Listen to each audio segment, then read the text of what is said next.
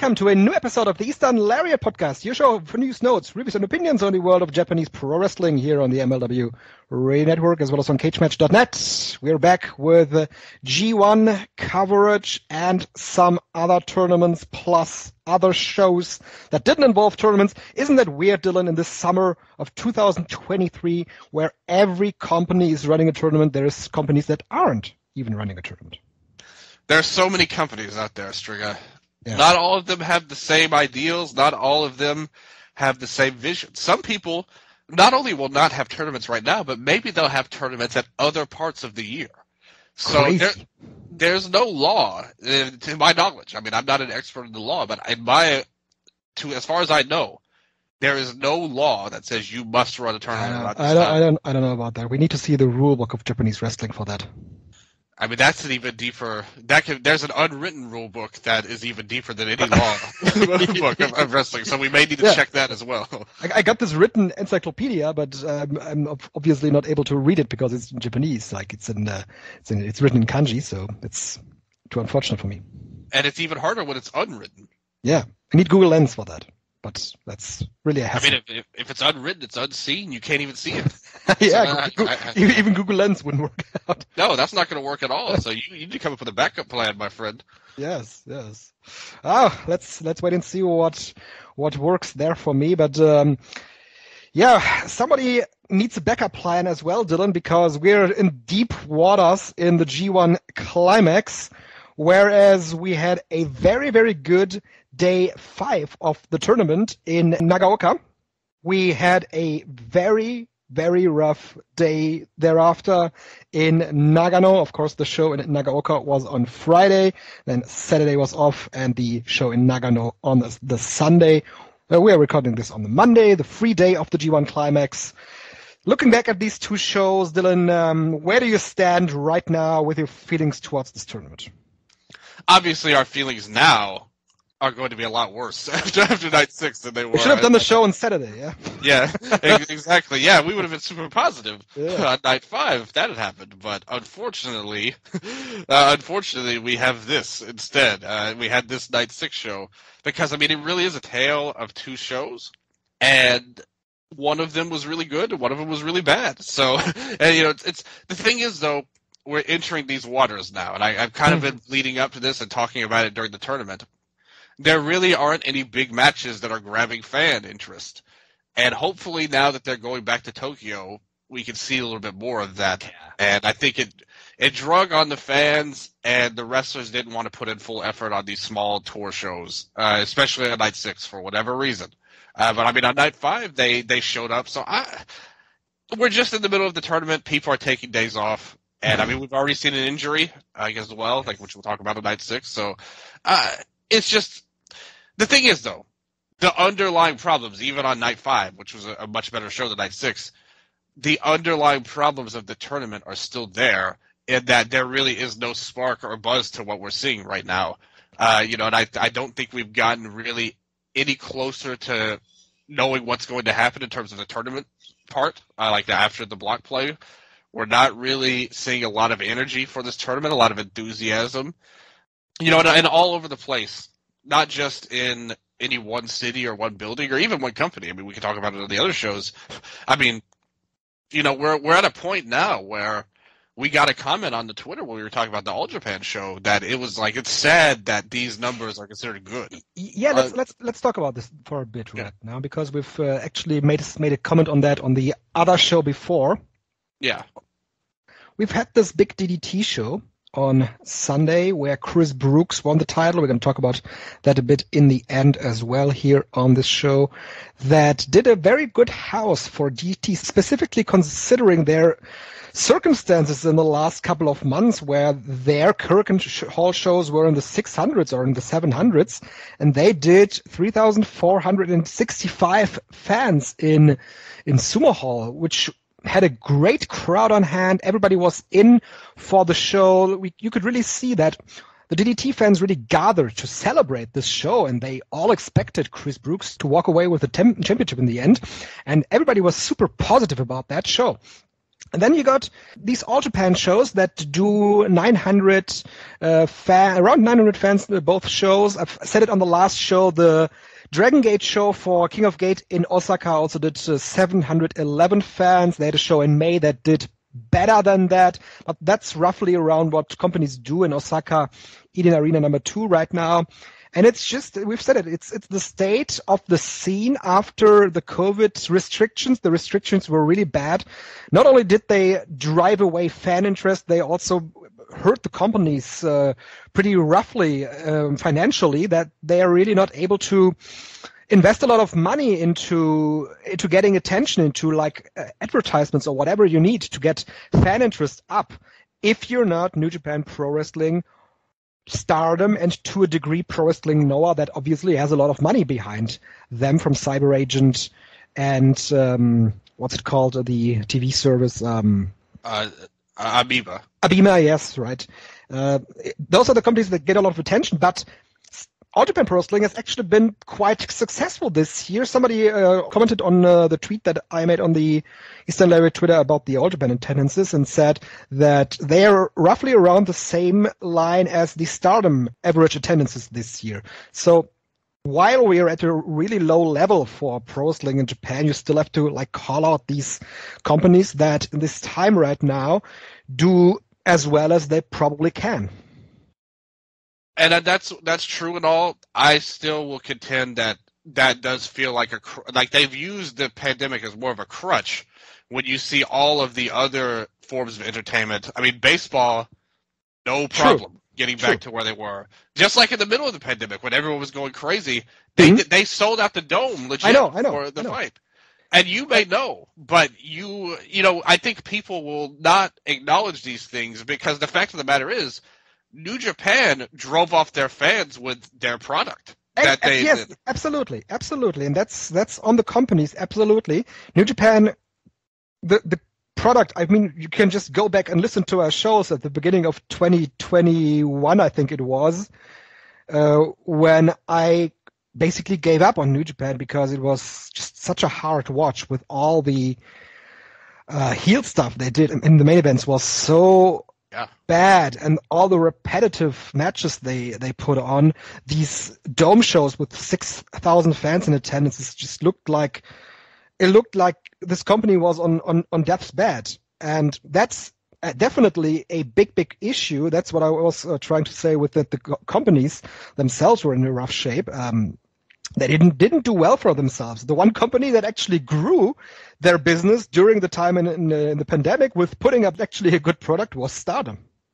Exactly, and that shows you that, like I said, I think the pandemic is more like, I've always said that feels more like an excuse to these companies for their poor performance. If they had done better, like Stardom did, they wouldn't have faced all of these issues. But because they ran off their own fans with stuff nobody wants to see, like Evil and Finlay in the main event on night 6, maybe things wouldn't have happened how they did. But unfortunately, we can't go back. We can't change how things happen. It's not just New Japan. I mean, All Japan was doing some really bad stuff last year. DDT. You didn't even want to talk about Peter Pan until I brought it up last week, and you're the biggest DDT fan I know. At certain, maybe not now, but at certain points. At certain points, definitely. But this first half year, I just completely it was bad. Lost interest. Yeah, it was bad. Like except for the King of DDT was really bad. Yeah, and that tournament was good. I mean, even last year, it's like, everyone would point to Higuchi, but then what about the rest of the card? Yeah. Like that, we're talking about a year and a half of stuff, and hopefully we'll talk about Peter Pan. Hopefully this is a sign that they can turn things around. All Japan, I mean, right now, I think are doing a lot of good things. Even Noah, listen to us on the last episode talking about N1. Seems like there's going to be some cool stuff there, and like, hopefully, and the thing is though, if they start doing New Japan, almost unanimously, not unanimously, but by a wide margin, won our Promotion of the Year award at the half year. They have had a good year so far. The problem is things don't just magically change right away. It's like even if you start doing good, you can't just say, oh, well, we're good again, everybody can come back. The fans aren't going to buy into you that fast. And I think now we're seeing this tournament is starting to drag on people. I mean, this show, Night 5 we're talking about here. This was a good show we liked. Yep. And we're going to explain our reasoning in a second. This show did 1,000 fans less than what they did at New Japan Cup. Yep. Granted, it was for the final, but that's still a massive drop-off at the end of the day. That's a massive drop-off, and you got the hometown boy in the main event. Yeah, well, we'll talk about all of that in a second. But the fact of the matter is, we'll talk about him in a second. But the fact of the matter is, there's still some struggles and still some kinks we have to work out in general. And I think we have to be accepting. Because I think, going on and on about the pandemic being a bad thing is true. I'm not saying it had no effect at all. But if they had done better, and if they still, and that's the problem where I'm kind of going with this. The work is not yet done, even if they've done good so far. No. They still have a long way to go to try to get fans back and do different things. And, we'll talk about who we just mentioned a second ago. Maybe that's not the right idea. I've pointed to it with DRAGONGATE on the last show that their attendances throughout the King of Gate are really up. The tournament itself, I've listened to you talk about it on Dramatic Dream Dragons. The tournament itself was all right until now. I think it's heating up now with the semifinals set. So we had a show in Kobe where Big Boss Shimizu defeated Susumu Mochizuki to advance, while Madoka Kikuta beat Shuji Kondo. And those two are going to meet in the first semifinal on August 3. While Kota Minura beat Yuki Yoshioka, and he's going to face the winner of Dragon Dia versus Hio. And for the second day in Gifu, granted, they also had 3 people from this prefecture as the hometown heroes, so to speak, and they sold the place out with almost 600 fans. So DRAGONGATE, while also one of your points is they didn't do anything after Kobe World to really do anything with the storylines they have there because all the people left. Still though, attendances for the King of Gate have been good, and I'm really looking at the August 3 show for them to set up a big angle, probably with maybe the idea that I had coming off of these shows was that Luis Mesa returns on this Korakuen Hall show, where maybe Hio is thrown out of Zebrats and then makes the save for him, and they set up a new unit with him and Hio. That will make sense. Yeah, great idea. I like that a lot. Yeah, so I'm not sure yet who else would be in line to join them. There is this, I think the guy is called Nishikawa, who is still in Mexico right now. That's obviously someone who's been talked about.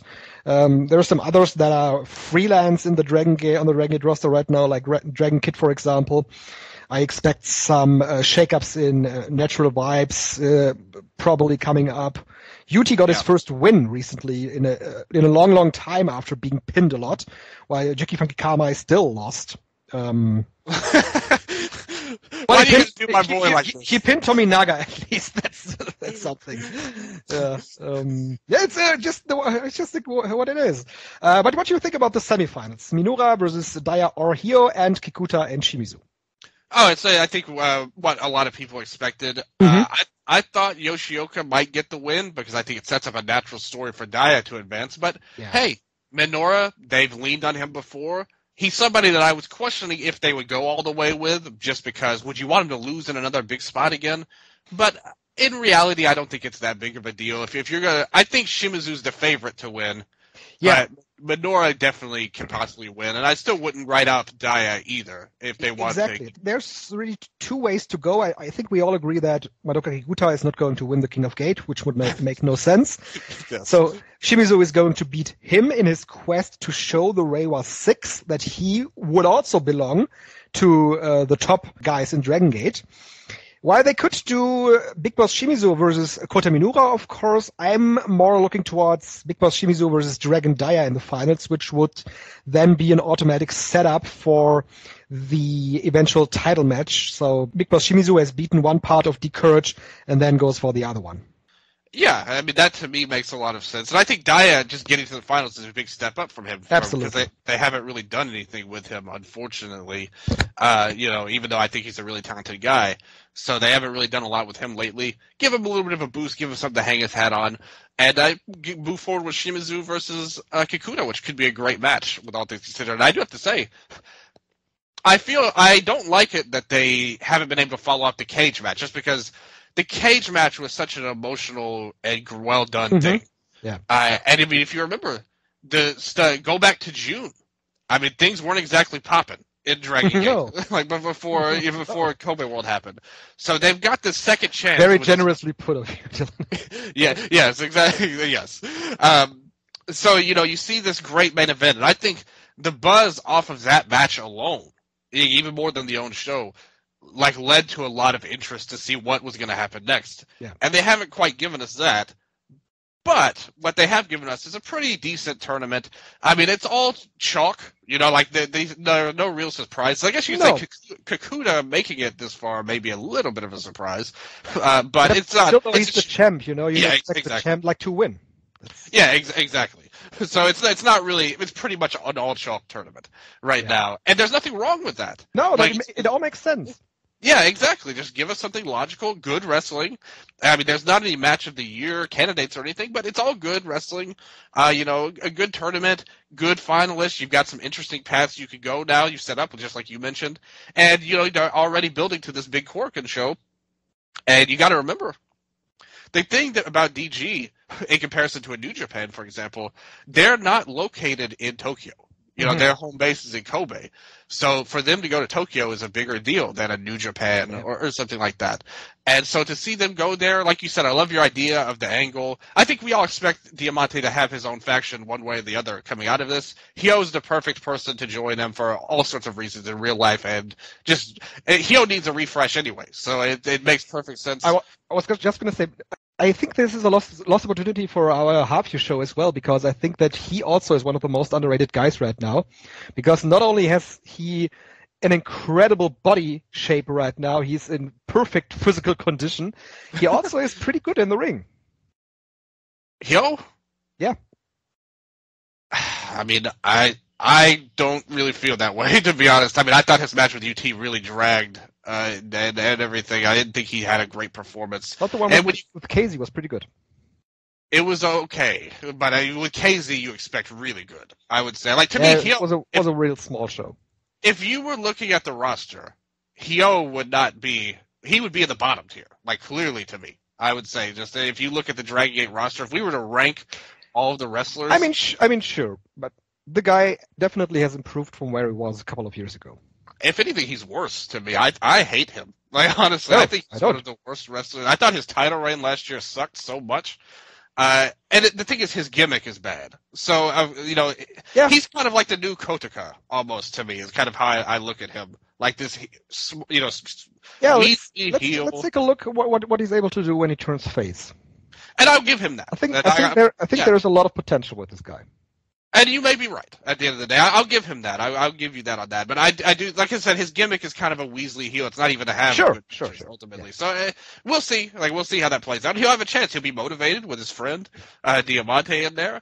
I like that. You got, like you said, there's some guys floating right now. Yamato is another guy that's been out of the loop on the units. DK, you mentioned. You got a lot of young guys. I mean, Ryu Tanaka looks like a great. Yoshiki Kato is back as well.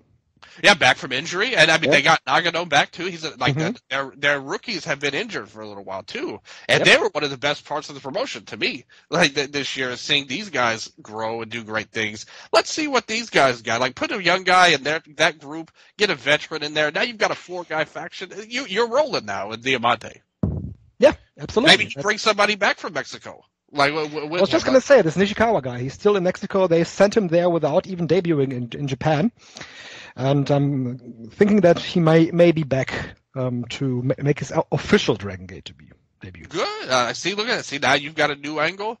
I mean, it's going to be weird because Shun's going to leave. But it's fine. Like they can work. But that would be the exact right moment to do an angle where he maybe snaps and kicks out Hio, for example, and the others just dumbfounded and just don't know what to do.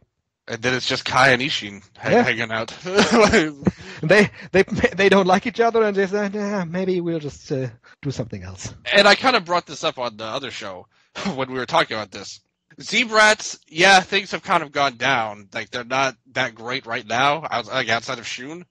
But they're almost a necessary evil because if they break up, who's the heel faction in DG right now? Well, I mean, Gold Class is kind of in the middle, right? You could do more heel stuff with Gold Class for the time being without a true heel faction. Yeah, I guess so. I just think they're so popular. Like, with Ben K's great charisma. Yep. And stuff like that. But then again, he's very delusional as well, much like we know. that is true as well. I guess you're right. You're right. Ultimately, we'll see how it plays out. But I'm looking forward. I mean, they announced that DK is going to that junior festival along with Shun as well. So they're getting some big props right now, doing some good things. DRAGONGATE, I've always said, they had a rocky period around the time Shima left and Shingo and all of that, and T-Hawk and Lindemann. But for the most part, if you look at their history, they've got among the most loyal audience of fans in Japanese wrestling. If you look at the fans they have, ups and downs, ebbs and flows, all throughout their time around them in Japan in terms of the promotions, their fans have always stayed and rocked with them. And I think that that's a sign that they have. They're kind of like I don't know how to say this because I was talking to somebody in Japan recently that was at their Kobe World show. And basically how I wanted to say it, I mean, it's true, and we're seeing it more even in Americans, or not American, but English-speaking sense overall among the fans, where if you're a fan of DG, you're a fan of DG. You're not necessarily a fan of New Japan or Noah or any of these other companies. And I think that's really becoming emphasized throughout their history. As much as, I mean, a lot of companies are like that, but them especially, I think the fans are really in their world of DG, and they love DG. And there's nothing wrong with that, obviously. But they are very loyal. In fact, it's a good thing because they're very loyal. And I think that they've shown that once again. Like I said, they came off a really cold month of June. It wasn't well received. They had a great main event. They still showed up for the biggest show of the year. And now look at these tournament shows where some of them are smaller shows, but they're doing the best they can and definitely doesn't feel like any kind of drop-off. And their product as well.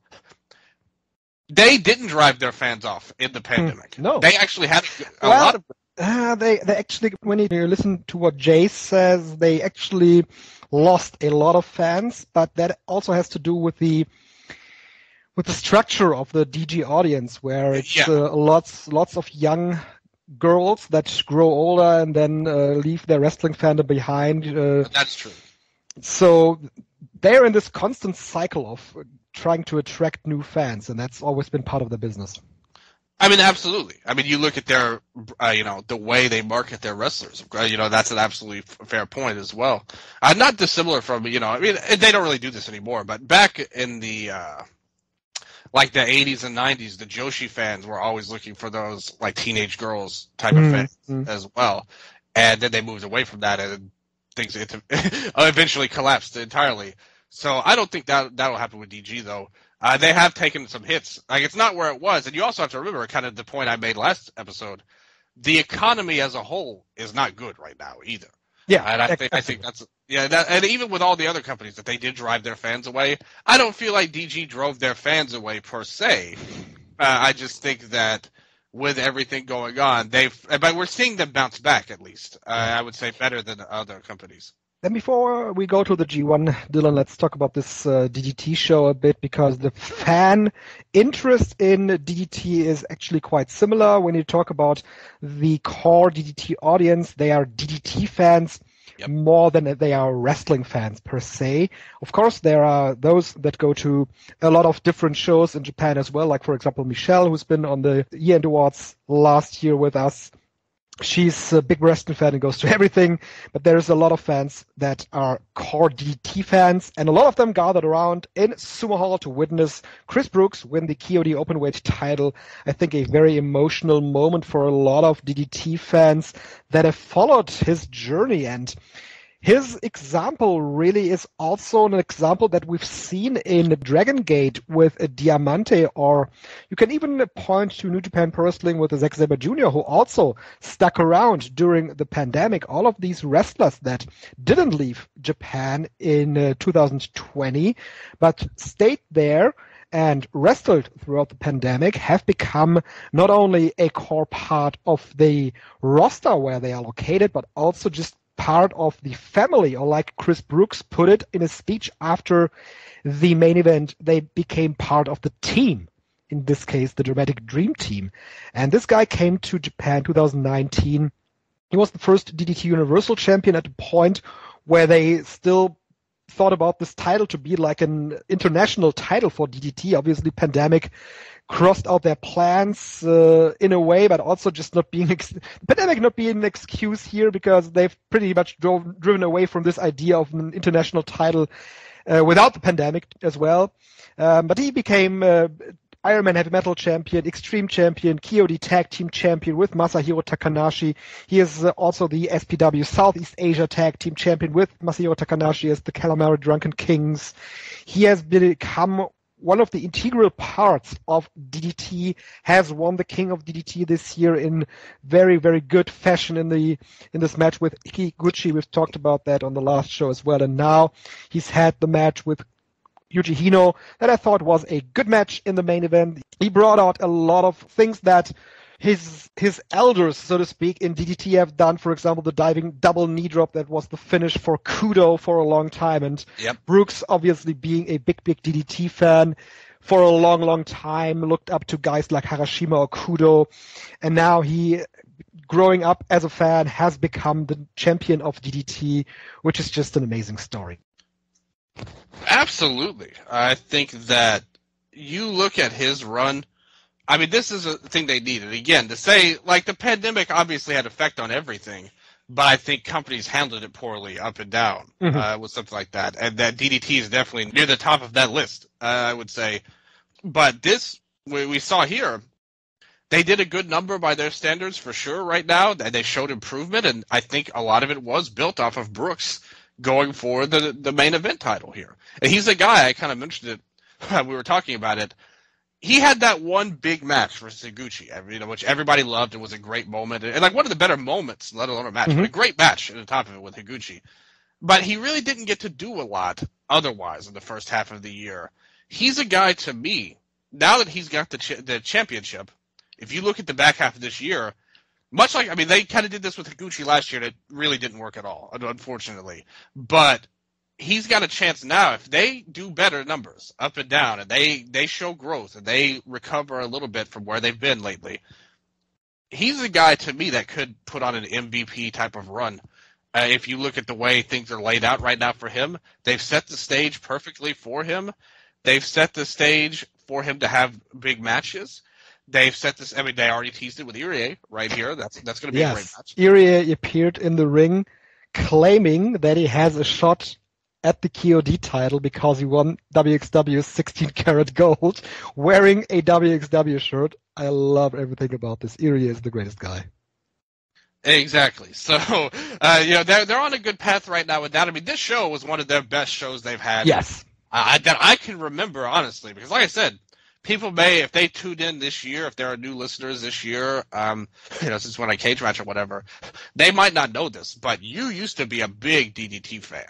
And there was plenty of times when we'd watch shows and I'd be like, I don't want to watch this. But I mean, I did it for the show, of course, and I gave my best. And you are now part of a show that is focused on DDT. Somewhat, but I'm still back off of that as much as possible. Dragon Gate, yes. DDT, no. But that's it is what it is on that end. But regardless of that, though, I really have not been a fan of their promotion forever. Really, I would say maybe back a long time ago, 15 years ago when I first started, when it was new to me. But for the most part, I'm not a DDT fan. I will admit that, just stylistically. But I think even among their fans, they've lost a lot of their soul lately in the last while. And like I said, I think these problems were there last year, but Higuchi covered it up to English-speaking fans a lot. And, now you see this. They've really gone down this year to everybody, pretty much. But now you see a show like this, and it shows you. And I said this, I don't even remember what I was talking about, but I mentioned about something else, and I was saying, look, in Japanese wrestling, a company could turn things around really fast. I mean, you've seen things. I mean, look at New Japan. They were dire for so long, and then suddenly they make a few changes. I remember us going into Wrestle Kingdom this year, and we weren't that excited going into it. It wasn't like we were fired up over it or anything like that.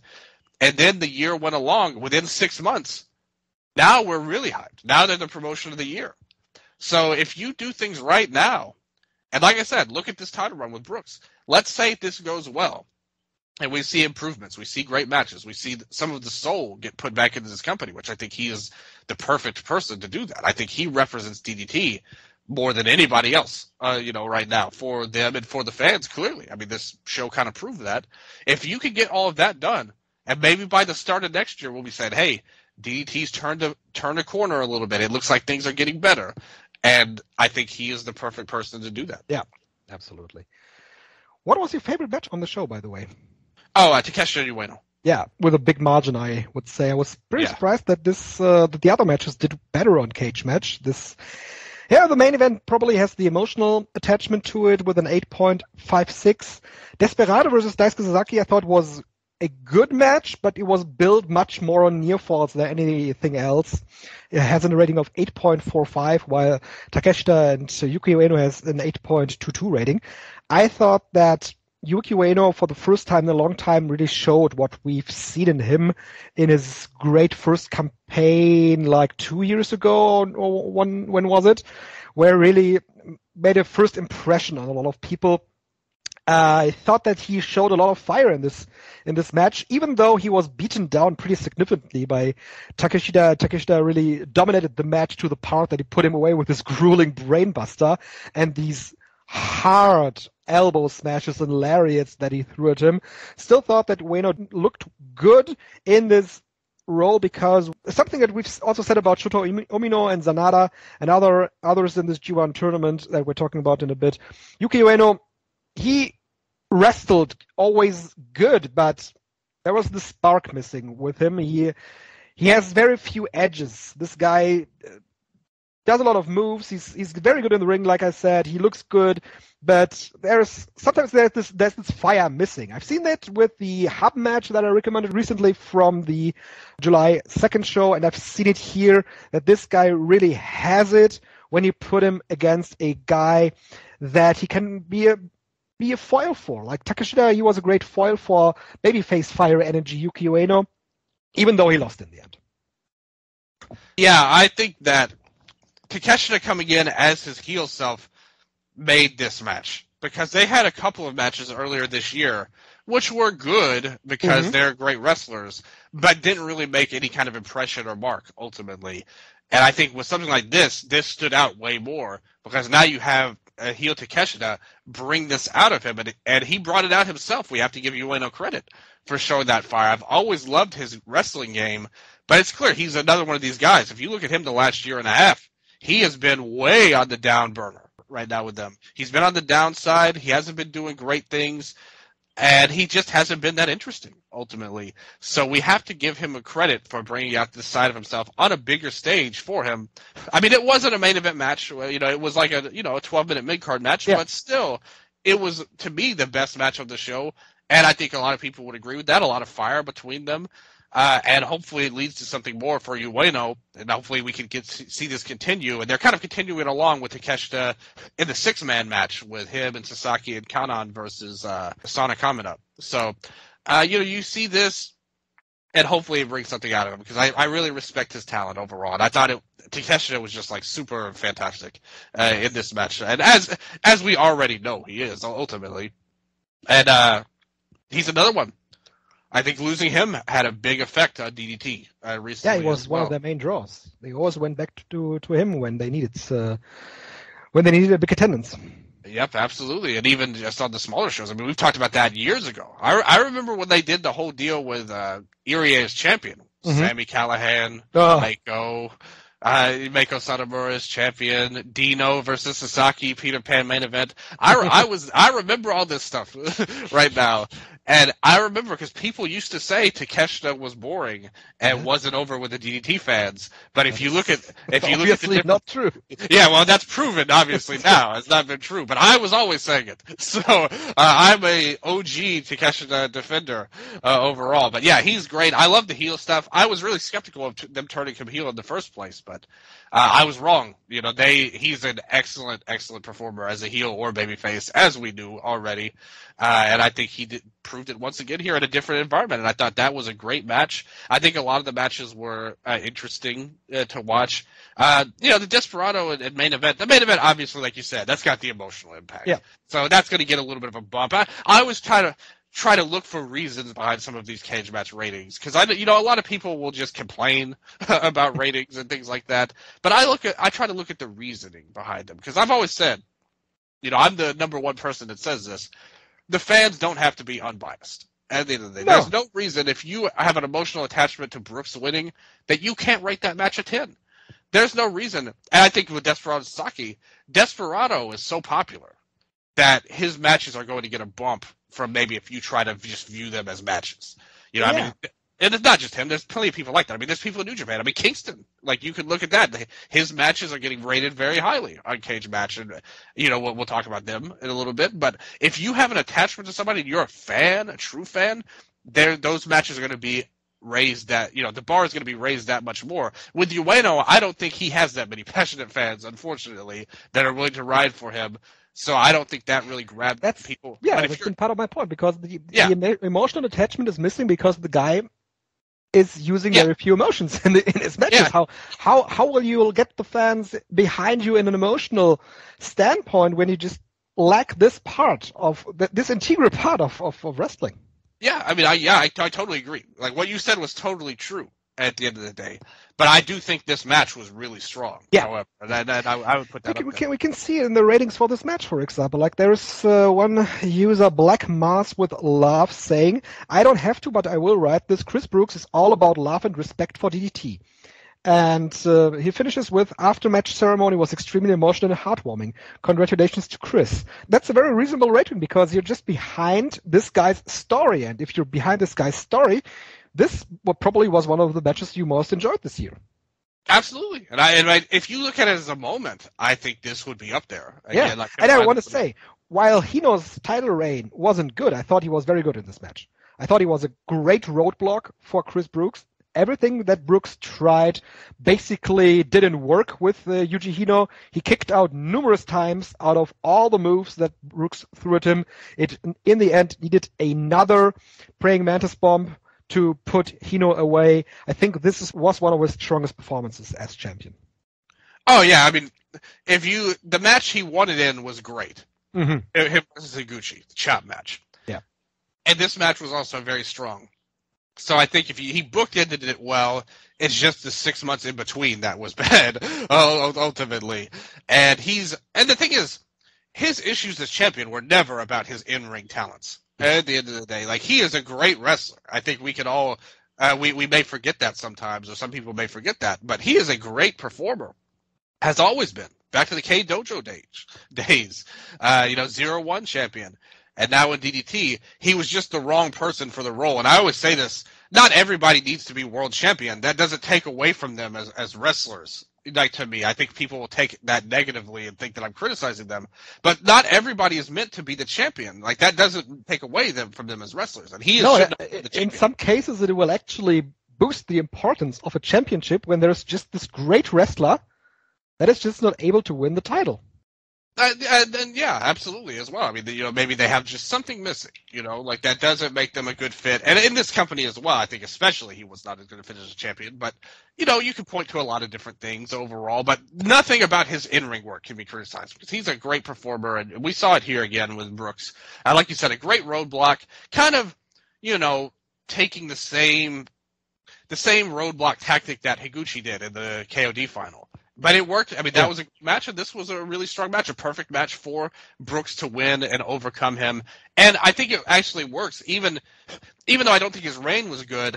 I think the fact that it was actually bad and not what DDT fans want actually makes Brooks' win that much more vital. Because now he is he does represent DDT. And I do think that the match with Irie has some similar stakes to it, with Irie being not as tall, obviously, as Hino and Higuchi, but still a pretty good unit to fight against.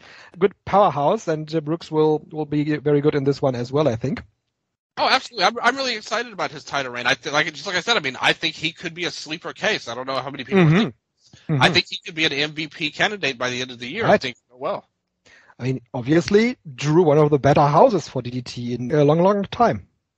Yeah, the best. Yep. Some more talking points. I was talking about units, and I've noticed in recent weeks, where I also watched the Road to Peter Pan shows, that the younger guys on the roster, like Toei Kojima or Yuya Kuroku, they've really bulked up. And they've become little units themselves. And I really like this approach that there is different types of wrestlers on the DDT roster. When you look at all the young talent that they have with Kojima and Kuroku, obviously, they are getting much bigger. But then there is also in Harimao that had this great KOD six-man tag team title match with Eruption on the show. There is Yuki Ishida, and on the other side there's Hideki Okatani. Okatani has fallen a bit since his great rookie days 1 or 2 years ago, while Yuki Ishida really impressed me recently. And then there's also, of course, Takeshi Masada and Katsuma Sumi in the opener that then again have completely different body types from Toei Kojima and Yuya Kuroku. So the DDT roster becomes more balanced with more different wrestlers you can really be attached to.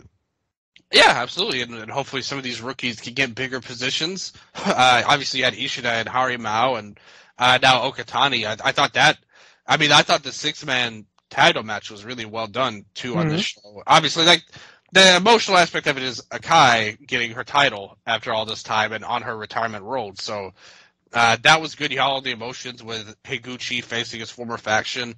I was surprised they didn't go longer, actually, but I thought for what they did was really well done. You have to really like what they did there. Great moment for Okatani, too. Like, it felt like he had a new life after getting the title. Yep. And, the guys you mentioned, like Masada will one day be the future of this company at the end of the day. He's already the future. He will be the president one day. He's going to be the next kind of guy they model after a Takeshita. Reminded me a lot of heel Takeshita, actually, with his black leather jacket coming out. He was kind of going for a mixed version of Takeshita and Sasaki there. And that could also lead into a direction, because after the show, it looks like that Takeshita might be joining Damnation TA, or at least like being an affiliate. Yeah, he said he wasn't. He says, I'll never join them, but I hate Sonic Club now. Yeah, so okay. I hate you so much that I'm going to team with Damnation. Like, was kind of his point. So I don't think he's going to be around DDT for very long, to be honest. But we'll see what he can do. I mean, you think if they were smart, build to that title match with him versus Brooks would have to mean something. But the thing is, maybe they can't do that, ultimately, considering the other one. Yeah. Unless they want to put the title on him overall. But that's the thing. I don't think he's going to be a main player for DDT for very long, but they're getting as much as they can out of him now, which I think is admirable. Yep. They are going to Korakuen Hall next week with a card that they have announced. I'm just looking it up as we speak. So the KOD Openweight title match that we mentioned is going to happen on September 9, but they do have a Korakuen Hall show coming up next weekend on Sunday, actually. Summer Vacation 2023. I think they have Takeshita is still on that show. Quickly translating that card they announced it looks like to be a special six-man tag in the main event with Takeshita, Daisuke Sasaki, and Cannon against Yuki Ueno, Mao, and Toei Kojima. So what you mentioned, Damnation TA assisted by Takeshita against Sona Kamina. DDT Extreme title, Katsuki Hirata defense against Harashima. And a Yukio Sakaguchi 50th anniversary special tag match. Yukio Sakaguchi, Saki Akai, and Hideki Okatani against Shuji Ishikawa, Taro Masako Towa, and Masahiro Takanashi with some more action. On the other card, the new champion, Chris Brookes, teams with Antonio Honda and Takeshi Masada against Katsuhara Higuchi, Kotaro Suzuki, and Yuki Ishida. So that's next weekend for DDT. Yeah, turning our attention now, Dylan, to the two tournaments. G1 Climax first. We mentioned it at the beginning of the show. The show on Saturday from Nagaoka was the best show of the tournament so far, with a lot of good action, really top to bottom, I thought. Yoshihashi looked very good in the opener. Tangaloa somewhat bounced back from his horrendous first match with Kenta. I thought that his performances, this second and third performance, was better at least than that. Still, though, there is a lot to be desired with him. He's just a dude in the tournament, while Yoshihashi really carries himself like a proper G1 participant right now, which makes me really happy. Then we had Gabe Kidd and Ren Narita. Ren Narita was the first one, I said it on the last show. Yep. He was the first one to notice that, hey, the guy is behind me, and he was the smart one, but then still fell to Gabe Kidd, who scored the pinfall over him. That's the thing in these tournament matches, especially in Block A. These guys have to trade points because they are not beating Sanada or Kaito Kiyomiya, and they somehow have to gather points. So Gabe Kidd here beat Ren Narita in 10 minutes. Good stuff. Great Khan and El Fantasma was okay. Both guys are really, they're not blowing anything away. I will say that, I mean, just to kind of catch up on it, Yoshihashi and Loa, like you said, the thing I like about Loa is that every match he's improved, which, like I said, it kind of plays to my point before about ring rust. Hashi, to me, is one of the best workers in any of the blocks, to me, and he continues to prove that. Kidd and Narita, totally thought of you when that happened, when he did that, he finally got it there. Well, I'll have bigger points about the Narita, Umino, and Tsuji trio after the show. But like you said, solid match, like nothing wrong with it. Okan and Phantasmo, totally agree with you, but I will say this, I wanted to bring this up. Phantasmo did cut a really good promo backstage, talking about his grandma, his grandparents and stuff on there. And hopefully that gives that emotional weight to him that he can kind of bring forward. And, he's at 0 points right now. And at this point, after 3 shows, if you're at 0, you might as well be eliminated. Like Naito and Okada are not losing 3 matches in a row. At the end, like we all know that. So now you're at the point where you're just trying to prove yourself, which is kind of that you belong, really, and that's that's something that can at least be a story for El Fantasmo going in this tournament. That, like you said, gets some fans behind him. Absolutely, Okan. I don't know what's going on with him, he is definitely a guy. Yeah, he is a guy. Yeah. Oh, now we get the main event coming up next too. Ooh, yeah. Let's see about that. Yeah, and when we had this was the case here too with Block A, Chase Owens somehow had to get some points. He got his second win over Hikuleo, who also is 0-3, much like Phantasmo, now has to prove that he actually belongs in this tournament. I won't do that. Don't know where he's going to pick up his points, though. Let's see who he's facing next. He's facing Narita. Yeah, okay, he can beat Narita, sure. Why not? The thing is, he's big. He can beat anybody. Yeah. Honestly. But the thing is, he's so bad is the problem. And, I mean, this match was talked about. I was surprised to see it hated as much as it is, because... Me too. I thought it was like a totally decent match, actually. I wouldn't go that far, but I will say that I thought, because people were talking about this as like it was the worst match of all time. Yeah. And I mean, the finish was bad. The knee strike was really weak. And like Chase, to me, I look at him as like the ultimate 5 out of 10 wrestler. Like he's kind of like a creator wrestler. Even his moveset is like, oh, I like Kenny Omega, so I'm going to do his V trigger, but I'm going to call it the C trigger here. Hikuleo is just an awful performer. Like a truly one of the worst wrestlers on the roster to me. And I think there's no good to come from this, but it wasn't, to me it was like a 1-star match, not like a -5 that everyone was talking about it. When I look at Chase Owens matches that I've seen in recent weeks and months, I will actually rate it at the higher level of his performances. The one with Gabe Kidd was atrocious with the brawl. The one with Kaito was okay. This one also okay. I mean, I wasn't as negative on it as a lot of people. Yeah. Yeah, I mean, you see, this was the lowest rated match of the tournament, on Cage Match. But I mean, like I said, people were talking about it like it was the worst match of all time. I mean, and they forget that we had Kenta and Tangaloa, which was way worse. I was saying, look up Chase and Yano if you want to see the worst match.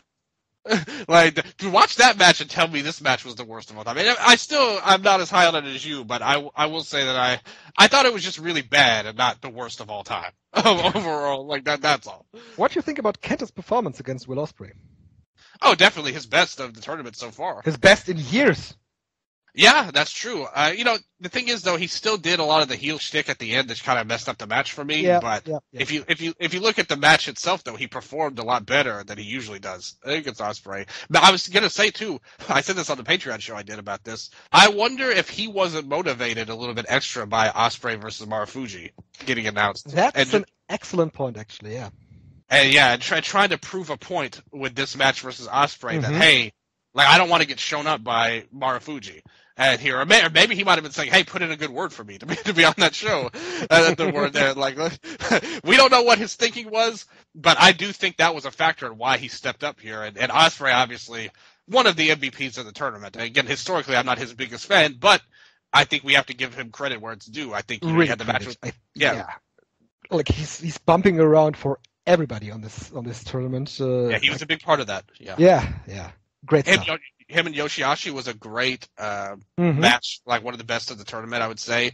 And here, I mean, with Kenta, this is going to go a long way because you're taking a guy who's really struggled throughout the tournament. Like you said, not just in the tournament, for a long, long time now. And you're making him look a lot better than he usually is. So, and I think that really deserves a lot of credit. But Kenta, he also did work harder here and stepped up. I wish they had gone away from the heel stuff at the end, so that kind of takes it down for me as a match. But as a performance, you have to give Kenta his props here, and it makes me happy. I hope we can see more of that in the future, but I don't know. Yeah. Then we had the second best rated match on the show, and in my opinion, also the second best match of the show, with Kaito Kiyomiya and Shota Umino going to a time limit draw. The second one for Shota Umino. I said one day before the show, said in the cage match Discord, I can't watch Shota Umino wrestle for almost 20 minutes or 20 minutes all the time. But here in this match, I thought about what we said on our last show, and maybe you'll have a different opinion on that maybe. I thought that what we said on the last show, that he lacked this fire and was just going through the motions, was completely different in this match. I thought that he showed very, very much fire against Kaito Kiyomiya, and he showed that he wanted to prove his place in this tournament.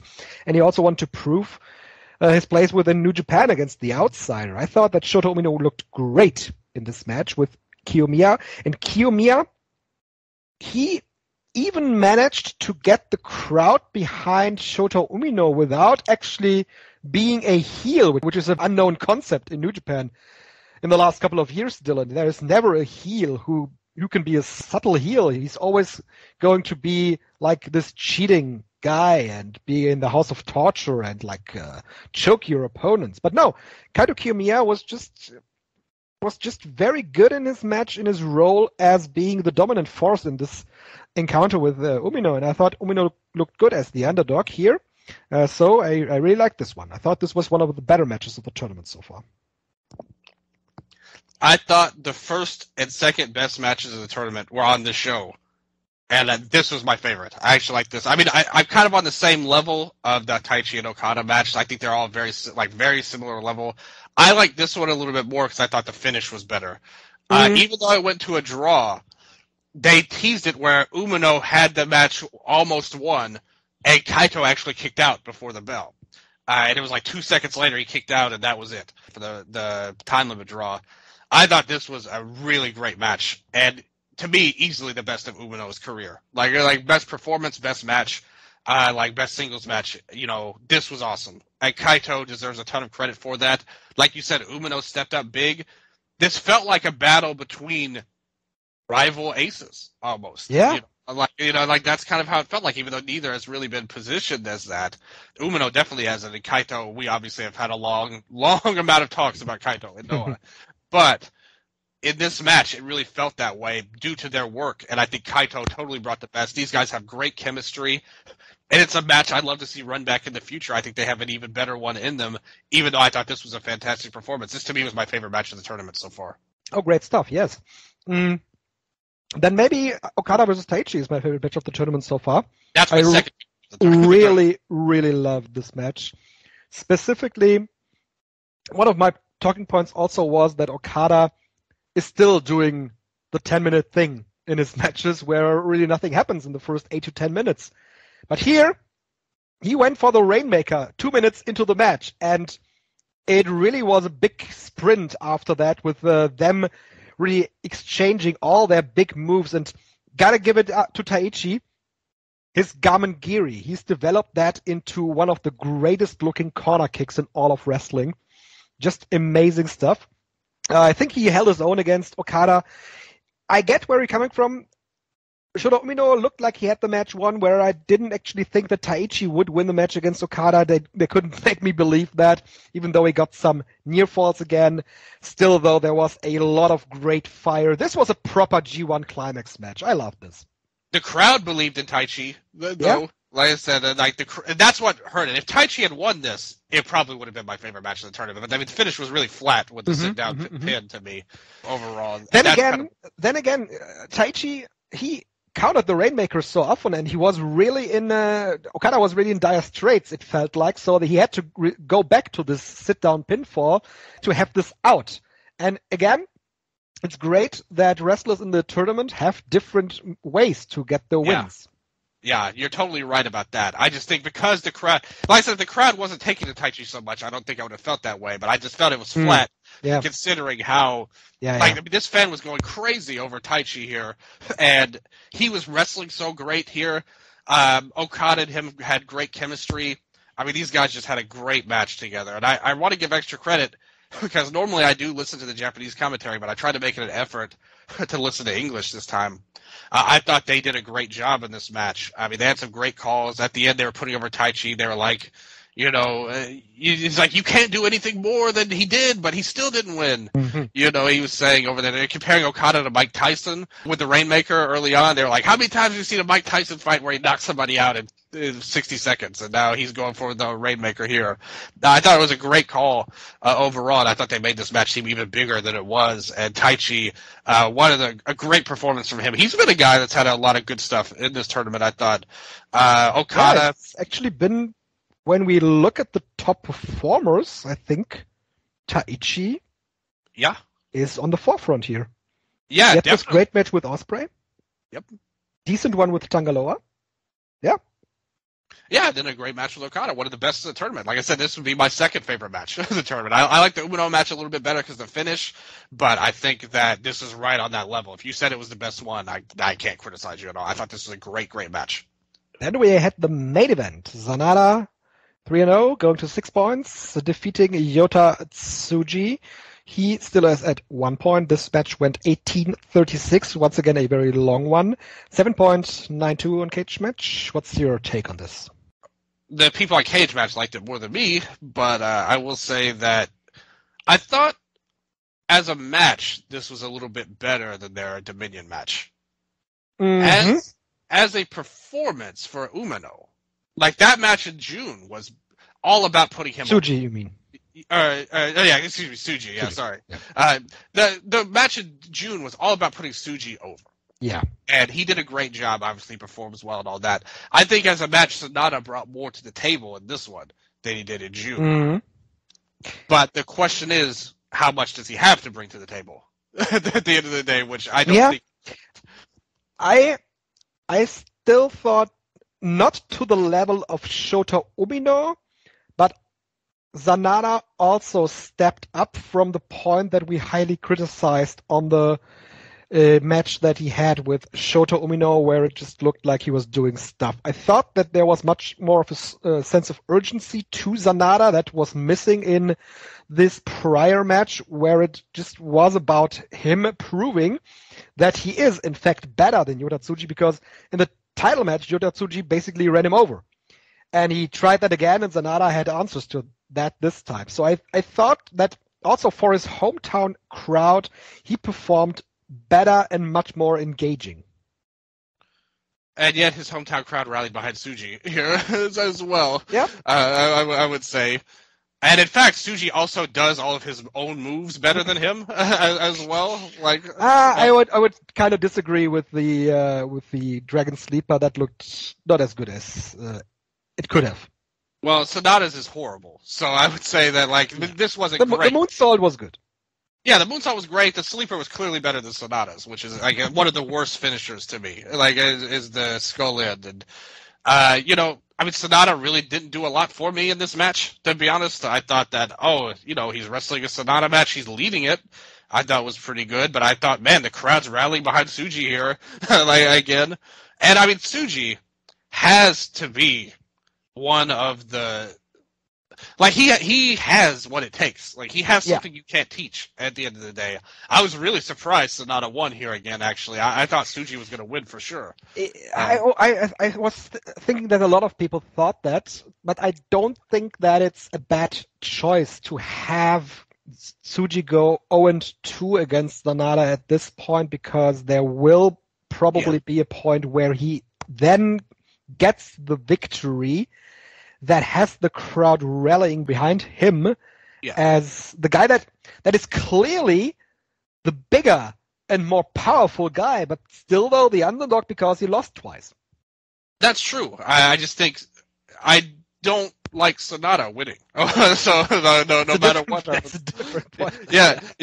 But I don't think it's the right thing. I already think Tsuji's a bigger star. I think Tsuji means more to this company than Sonata does. Every time they wrestle, the crowd rallies behind him. Sonata can't even draw in his hometown.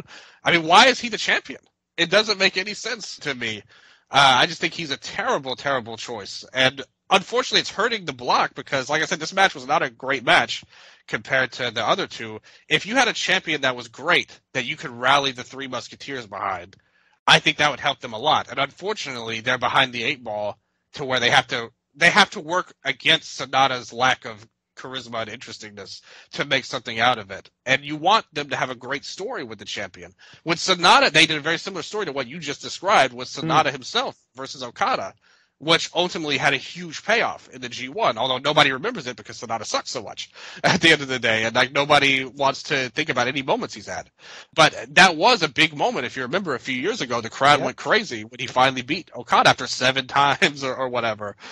So the thing is, Sonata is just such a poor person to base a block around that I don't think it does Tsuji any good, actually, to wrestle him. I think Tsuji should have won and moved on from all of this. Thing though is, then if he had, they would be in a terrible position again, because they would have then have to do another title match. And they're telling a story with the Musketeers here. None of them have gotten wins so far, which is an interesting tactic to take, considering because we had talked about all of the hype they had built into them, just maybe artificially or not. Still, people talked about them. So now, none of them have gotten wins yet. Yeah. What do you make of this? I don't think it's a bad choice, because we're Japanese wrestling, of course, wins matter. But it's not like that Japanese wrestling is solely based around guys winning. We've also had that with the big MMA days in Pride Fighting Championship. It wasn't all about the guys winning. It was much more about their performances. When somebody did well and went down swinging, people got behind them. And I can see the approach with this being in a similar way, because that's the Yota Tsuji story, basically, in this tournament. He has all the tools, but he still is not able to transform that into wins for him. His performances are great, and he has all the power and all the great big moves that he needs to, but he's not able to put it together right now. And that's a great story to follow.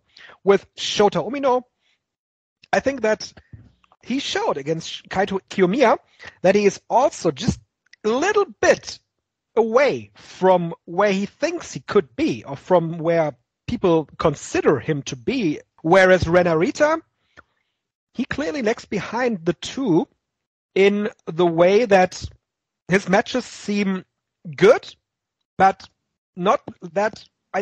when I see a Ren Narita match, I don't necessarily expect him to get close to beating Azanada, for example, in this block.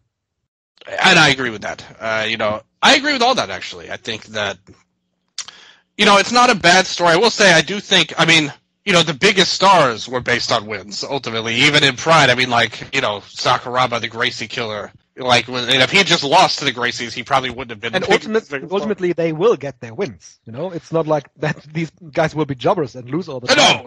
No. They will get their wins, but maybe not just yet. Maybe. So Tsuji and Umino for sure. I'm not convinced on Narita that he's ever going to get. To be honest, Tsuji has what it takes, and Umino they're going to give as many chances as it takes. Like similar to Sonata, like even if he fails over and over, they're just going to push him no matter what. Clearly, and Umino, I mean, this performance was the best of his career, so I can't criticize him too much. Yeah, he hasn't been great shakes, I would say, for the most part up to this point. But still, I think the story's interesting. Like you said, it builds long term, and it gives them kind of. They've turned, because going into the tournament, obviously, everyone, they brought in the expectations of, Hashimoto, Muto, Chono, legends, things like that. And now they're kind of going the opposite direction in execution of the tournament. And I think it may be better that way, actually, overall, because now you can build them to do more. And they're in a block where, obviously, Sonata's the champion. Kaito's the outsider. They're going to advance. So the one thing I don't like about it is that it takes away a lot of drama from this block, ultimately. Mm-hmm. It's so obvious that these two are going to advance. And I think we all kind of figured that anyway. But I do think they could have built to a moment where, hey, so-and-so Tsuji. Like, to me, Tsuji's the best of the three right now as an overall package. But let's say it could be Umino as well. It could be any of them, really. If you built to a match where, hey, if so-and-so wins, he advances, and then the other two come out to support him, I think you could have created a natural big moment.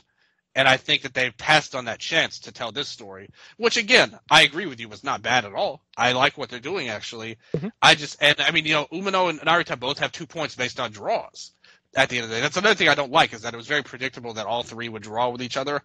But it is what it is right now. I think it's going to be interesting to see how things turn out. But so far, and the thing with Narita, too, we have to mention as well, his matches have both been with the other two and Gabe Kidd. Yeah. And Gabriel Kidd, Kidd and Coughlin both are proving that they maybe should not have been in the tournament. I would say, like, if all things were equal. So I'm not going to completely write off Narita. I just think with his size right now, we kind of brought this up on the last episode too, and you specifically made a great point about it.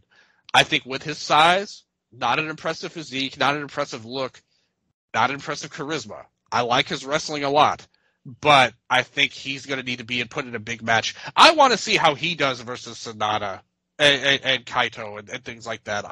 I like to see those matches before we judge, because I think clearly Kaito is going to carry this block. Like, whatever good is going to come out of this block is going to be from him. And he's going to be a guy, he proved it against Umino. He can make guys look even better than they are. And I'd like to see Narita versus him before I completely write him off. It's going to be interesting how their path to Wrestle Kingdom shapes up, because they are not going to advance in the blocks.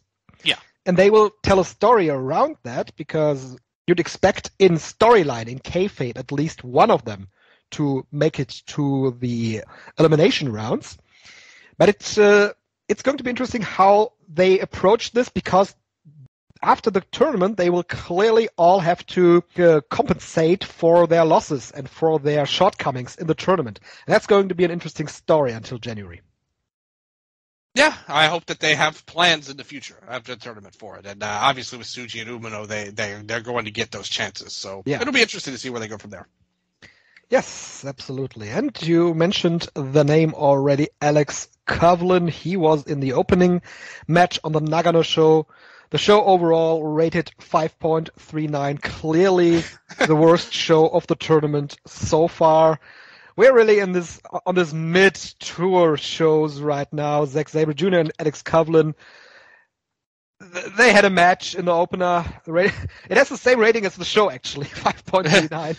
And the thing is, you see a lot of comments, again, people talked about this like it was this terrible match. No, and I thought, it was like, okay, like, overall, and somebody said this is the worst match of the tournament. And I was like, come on, it wasn't that bad. Alex Coughlin looked really bad once again. He looked completely out of his game against Zack Sabre's submissions. He didn't have anything.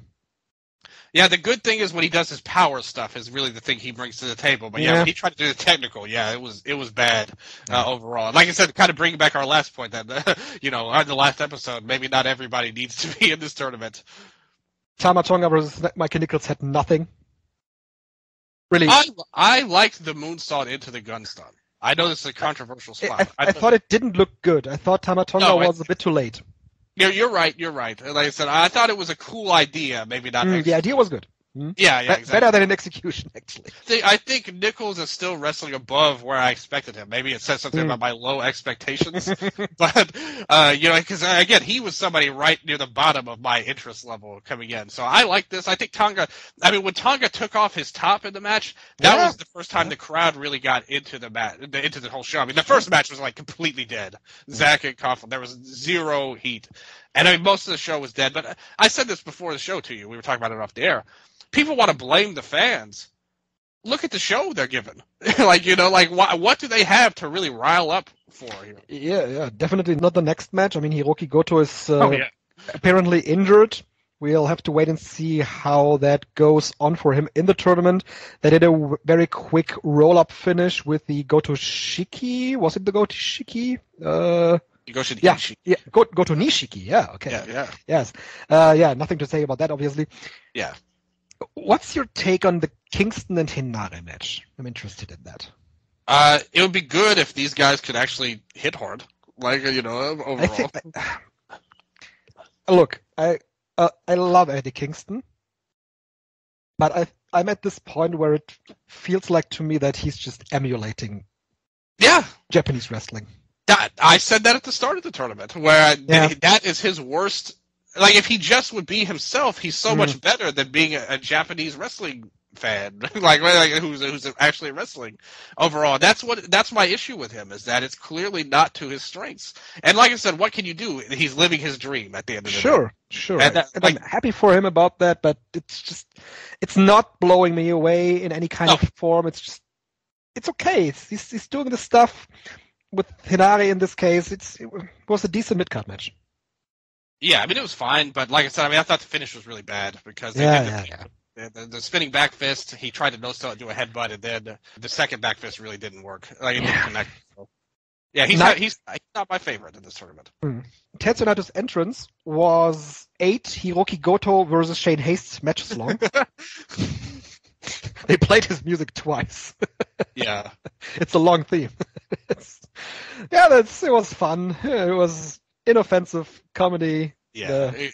I mean, that was the whole point, because then Yano was like, "Hey, stop this." That's the comedy of it. Yano, "Hey, stop fooling around in this match." Come on.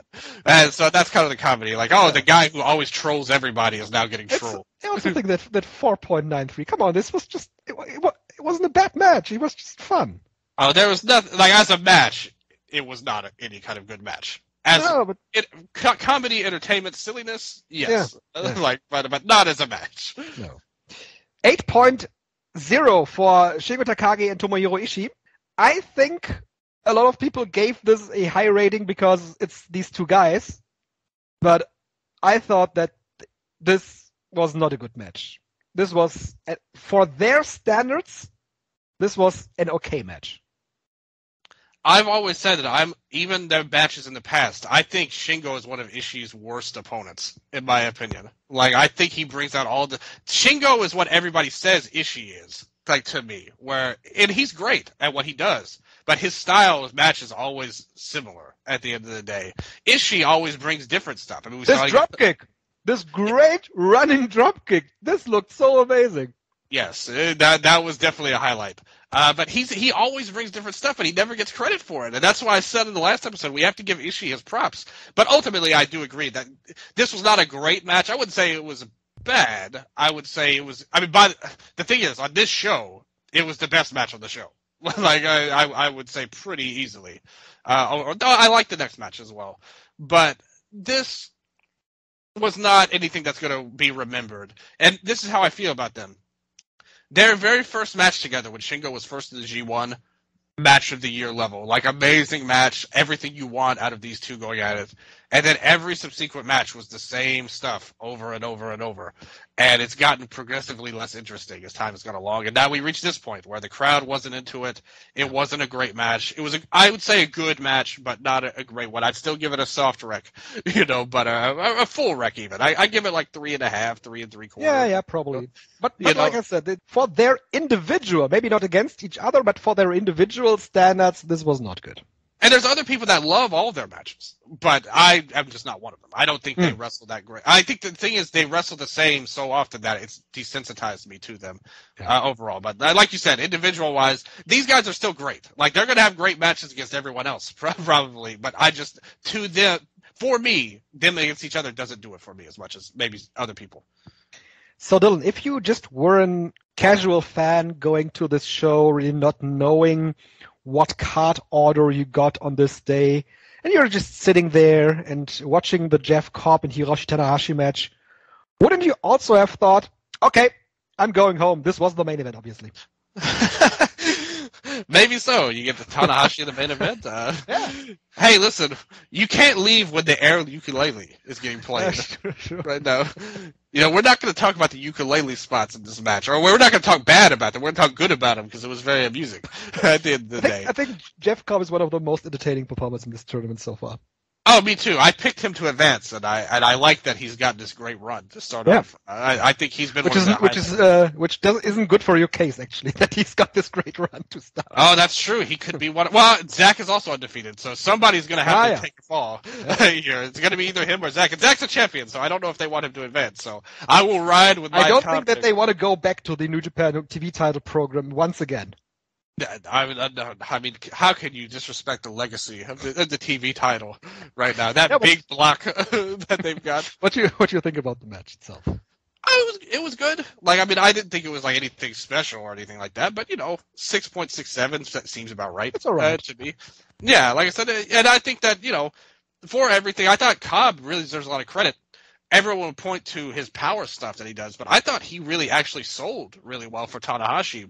Bumped around, tried to make his offense look good. Tanahashi, again, obviously he's had better matches than this in the tournament, but he's been good, actually. I think he's been one of the better performers, honestly. Like, if you look at, he'd be in the top half, let's say that, of the tournament, Maybe not like one of the best, but a guy who's been a positive in his block, Tanahashi would be. And like you said, Cobb, to me, is one of the top guys. So I like the match.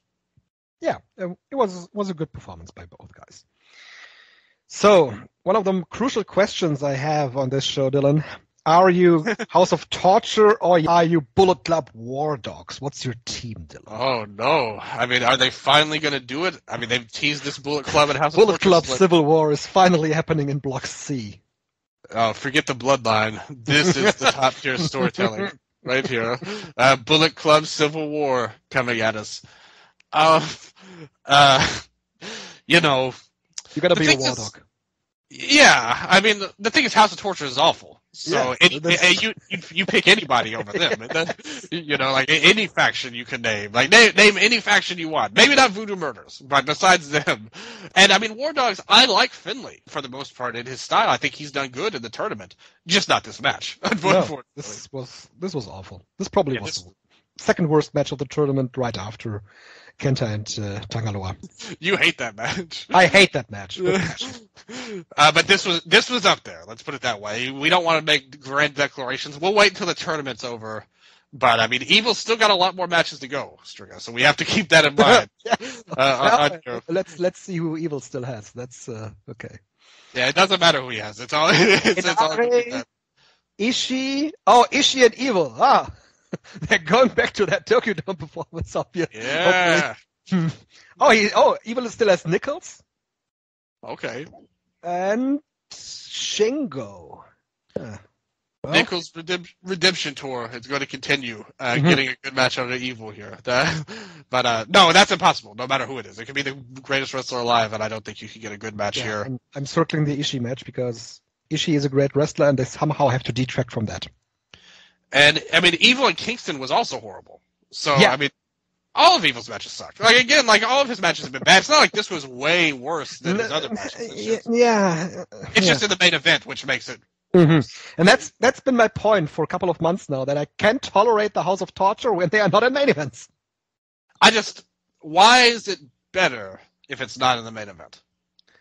Because it's nothing that is of any importance.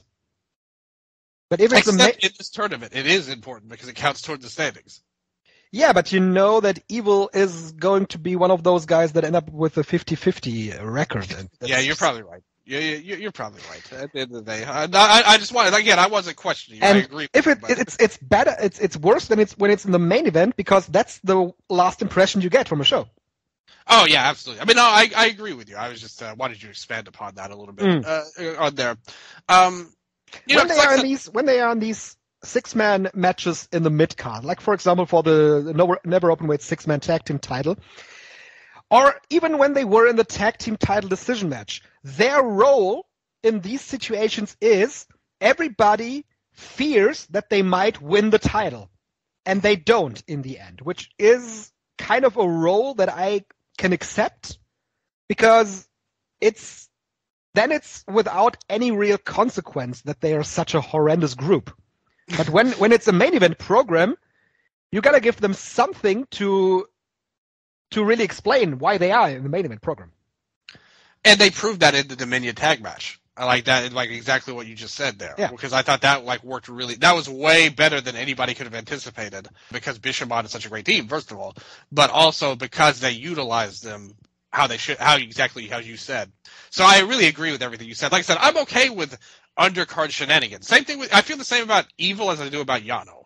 If we're doing undercard non-important stuff, I'm okay with that. Like, I'm fine with undercard goofiness. And we talked about the DDT show. I mean, look at the mascot match. I thought that was a phenomenal undercard comedy match that has a place on any wrestling show, even outside of DDT. This stuff could work as undercard fodder. In the tournament, that's where I tighten up my expectations a little bit, because Yano and Evil are going for the world title in this tournament. And that's kind of been my point before. Yeah. You know, I mean, it sounds silly to say, because we all know, obviously, in real life, that's not going to happen. But in the story of this show that I'm watching and trying to enjoy and watching as a show, they are going for the world title. And that makes this unacceptable. And actually, matches like this make me not want to watch any of this. Because if the referee is doing this in this main event match, in this tournament match, going for the world title, as I said, why does anything matter?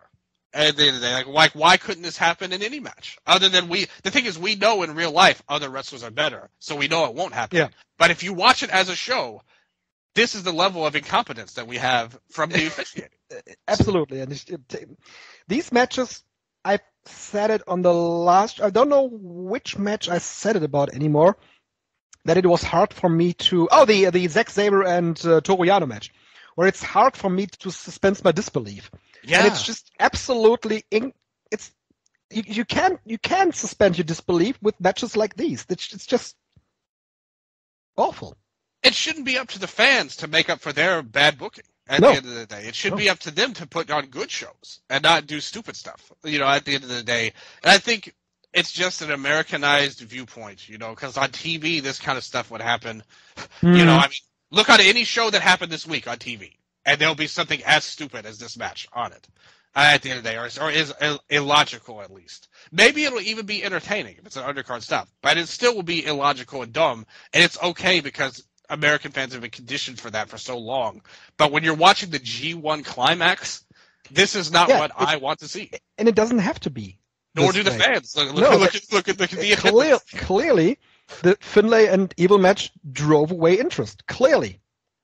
Yeah, that's undisputable. If you look at the way the tournament, I mean, you were talking about it. We were talking about it off the air. You say people saw people leave the show or something like that. Yeah. Somebody you talked to that was there, I believe. I don't want to quote you on this, but you know, the fact of the matter is, look at the attendance, look at the people's reactions, look at everything going on with Evil. And I still say, you look at the pandemic. I think giving Evil those months was a big reason why, and nothing against it hurt business.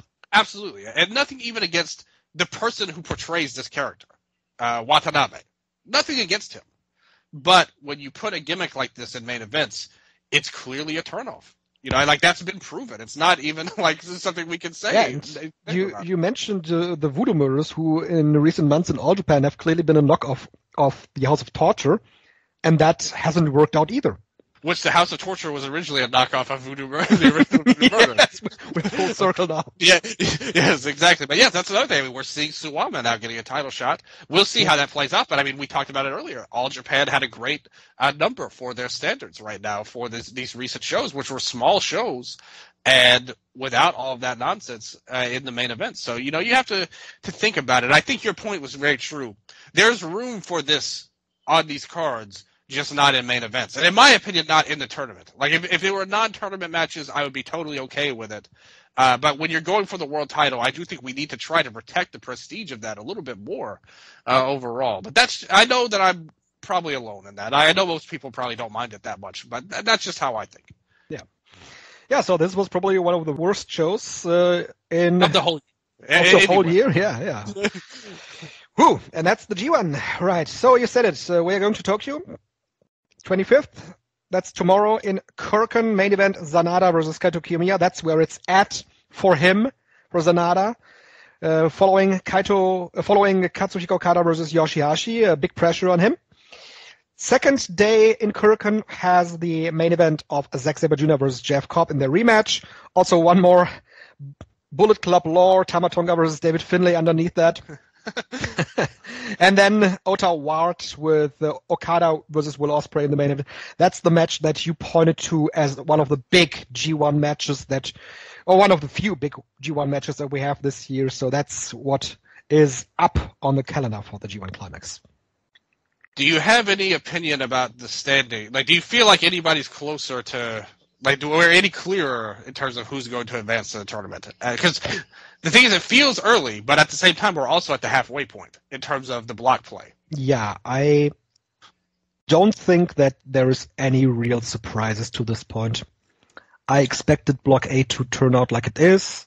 Expected Okada to go big in Block B. Yeah. Ospreay probably is going to follow suit. I had Finlay on top of Block C. Second in Block C. Maybe he's winning over Takagi. I had Takagi advance, but that might also not happen. We'll see. Maybe it's Kingston. Block D, Zack Sabre and Naito are going to advance. So that's nothing surprising to me, to be honest. I don't think it's impossible Evil advances from C block, actually, to kind of go back to our last one, which would be terrible. Yeah. But, Shingo... Evil has Shingo on the last day, so... Yeah, Shingo is going to probably do it. But Shingo, they started off in the hole. Once again, going back to the House of Torture role, Dylan. Yes. You fear that Evil is going to knock out Shingo Takagi in the tournament. Yeah. Hey, Shingo, they already gave him the tried and true push of losing most of his early matches, so now he's going to come up on a big winning streak now to get back in. But yeah, no real surprise. I thought Phantasmo would get a little bit more respect. I thought that they would give the Musketeers a bit more, here than, because, what are you really gaining from Owens and Kidd at the end of the day? But they're telling a story, so I don't have a problem with it. Yeah. My only problem is A block is so obvious that it'll be Sanada and Kaito, unless you have a big chase run going in there for the tournament. But, good tournament so far in terms of the booking. I think it's been pretty solid. I don't really have any problems with anything they've done on that end. Obviously, the last show is so bad, we have a little bit of a negative opinion of things. But I do think still, we're getting to the point now, these next 3 shows coming up in general, not just the night 9 with the Ospreay and Okada, but all of these shows. Now you're getting back into Tokyo. You're getting into bigger shows. The fans may be hotter now for this one. Maybe you'll put on better shows to make them hotter as well, hopefully. After these 3 nights we have coming up, this is the integral part of this tournament, in my opinion. Yeah. After these 3 shows, we're going to be able to have a definitive, okay, either this tournament is floundering and it hasn't turned out as much as they wanted because, we were on some down houses. And if things don't work out for these next 3 shows, then we're saying, okay, this whole tour is kind of in some trouble. If they come in with big shows, hot matches, main event, match of the year level match, a definitive tournament match, maybe we could say, hey, they've turned it around. We just had to get over that malaise in the night 6 or whatever. and now we're in a big part. So these 3 shows are integral, in my opinion. It's also going to be integral how they draw in these 3 shows. Because going back to what we said when we talked about the One Night Dream show, where Noah once again took the shine away from the G1 opening weekend, they sold Korakuen Hall completely out, and you'd expect something similar with the G1 Climax. So we'll wait and see for the attendances here. Absolutely. 1,400 is their goal. Mm-hmm. Let's see if they can meet it on these Korakuen shows. Right. Yes, so that's the G1 Climax so far. Going quickly at the end, Dylan, to the 5-star Grand Prix. It started in Ottawa. That's also going to be a comparable margin for New Japan Pro Wrestling, because after Korakuen Hall, there is Ottawa, and Stardom drew 1,747 fans for their opening of the 5-star Grand Prix. That, in the end, got overshadowed by Saya Kamitani's elbow injury, sadly, but otherwise, I've not seen the show yet, a very good show. Yeah, the show was fantastic. All the matches are good. You got to remember this 15-minute time limit for some of them.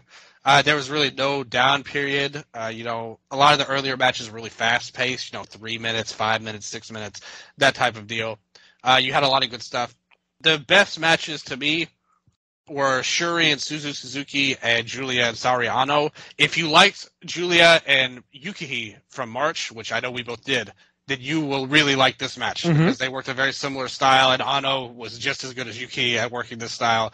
And I thought that was a fantastic match. I loved that match so much. And Shuri and Suzu was another great match. Different style, not as much of a brawl as Julia and Ano, but a great match, as you would expect with the level of talent from them. So watch both of those two. Really, the whole show was good, though. I don't think there was any down period for it. Iwatani and Hazuki was another good match. Not as good as the 2 I mentioned, but still a good match. Momo and Mirai. Momo brought her working boots on here. So, up and down the card was all good. Mirai made good performance versus Azumi. But the main event, it's all going to be overshadowed by the injury in the main event and the angle they did. So basically, Kamitani climbed up this lighting thing, like a rig, whatever you want to call it. Yeah. She did a huge dive onto 10 people, but she dislocated her elbow at the end of it with the landing, unfortunately. And it was kind of scary because she wasn't really moving a lot early on, so nobody really knew what was going on. But clearly an injury that happened, and then they did this. So I loved how terrible this came across. It was terrible luck, unfortunately. That's all you can say. You can't blame anybody for this. It was a terrible luck that happened. So they had done this, and immediately after this, they had to go to the planned angle they shot, which was came across awful, considering what happened. It came across even worse, since the big story of this tournament, or before this tournament, was the cage match. Saya saved Utami, and they're back together, united again, best friends, like Aphrodite's back. Queen's Quest is united, blah, blah, blah. So this great story of friendship happens. And so one of those members faces a horrible injury that's basically eliminated her from the tournament. And what do you do next?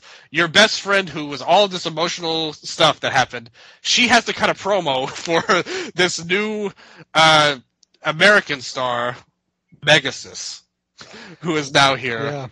Yeah. And Megan Bain made challenge, yeah. Yeah, she attacked Tom Nakano, and Utami was like, she cut this goofy promo for her, and was like, "Hey, look at Megan. I met her in America. She's pretty cool, strong. She's badass. Look at this."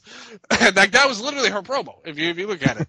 And it's like you're cutting this promo while your best friend and tag partner has her tournament ruined by an injury, a serious injury. That was scary. So it all came across horribly. The fans didn't want to see this at the time. And again, I feel for them in some ways, because it's obviously, ideally, you would have had an angle. I don't know what their plan was for the match, whether it was going to be a draw or Tom winning or what. But they set up this match. I knew that it was going to be an outside person that was going to challenge, because they're doing this show in the middle of the tournament, which is really stupid. Where they set up a title match. A lot of people were talking about Kamitani. Haven't they done similar stuff last year too? Yeah, they did the same thing. Nanai got a shot last year. Right. It was in the middle of the tournament. So they're doing the same thing again, which was dumb then, even though I really liked that match. We'll see how this plays out. But I knew it was going to be an outside person. Sandra was trying to tell me Kamitani was going to challenge, and I was like, no, that's not going to happen. It'll be an outsider. And I thought it might be a big Joshi name. They might get like last year with Nane again. Why not bring Nane back? That would be great. like that's my answer to everything, pretty much. It started like put Nane in this match, but they instead went with the outside foreigner, Megan Bayne.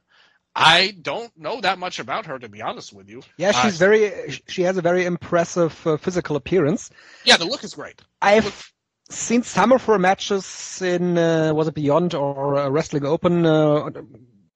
She's been all right there. I don't know if she's ready for this position. You just wonder why.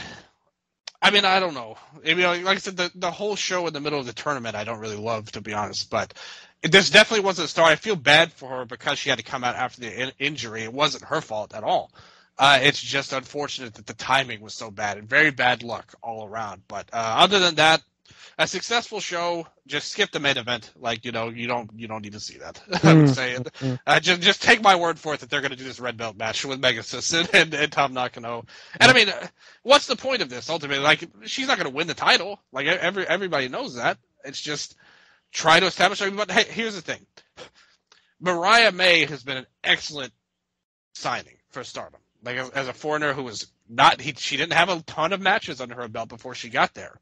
Not really well known, but she has performed so well and fit in with the roster. Seems to be very popular, doing storylines on Twitter, retweeting everything that mentions her, doing a lot of great work for the company itself and herself as a wrestler. So hopefully Megan Bayne can take that same initiative that Mariah has and be that kind of level. Like you said, the look is there. Great powerhouse type performer. Maybe add something a little different. I'm not taking anything away from her. It was just the timing of it that really hurt for them. So that was the one bad part, but still the show was worth watching. The tournament got off to a really great start otherwise, but especially the two matches I said, Shurin Suzu and Julia and Ano. That's what you need to watch for sure. Mm-hmm. Yes, and also going back to our fantasy draft, this leaves me with a one spot open because I have in this tournament, I have Tam Nakano, Utami Hayashishita, and Saya Kamitani. And with Saya Kamitani out, I need to make a change. Pegasus. Yes, exactly. No, probably not. Probably not going to get any big points. I think I'm going with Suzu Suzuki. Yeah, she's awesome. She's had a great match overall. So we'll see what happens. I'm gonna have to replace Asuka, who got the big win. Catch the wave. Like that's what I was going for. I had to be a wave respector, catch the wave respector there. But August is here. I'm gonna have to get a third Grand Prix member to represent me. I already know who it's gonna be, to be honest. But now that you picked Suzu, but a great pick, Suzu Suzuki, a wonderful wrestler. And big things coming now that she's with Stardom and away from prominence full time. So the tournament should be great. The scheduling I worry about, but we'll see what this mid-tour show does. But we'll see how it goes. Yeah. Yes, so that's pretty much it for the show. We discussed all the topics that I had on the menu for today. Looking at the G1 schedule, Dylan, we're going to discuss that off the air a bit, but I think we'll go be back at the end of the week. Yeah. That should be working out. So, yeah, I want to thank all of you for listening to this show, and I just have one thing left to say. Goodbye. Sayonara.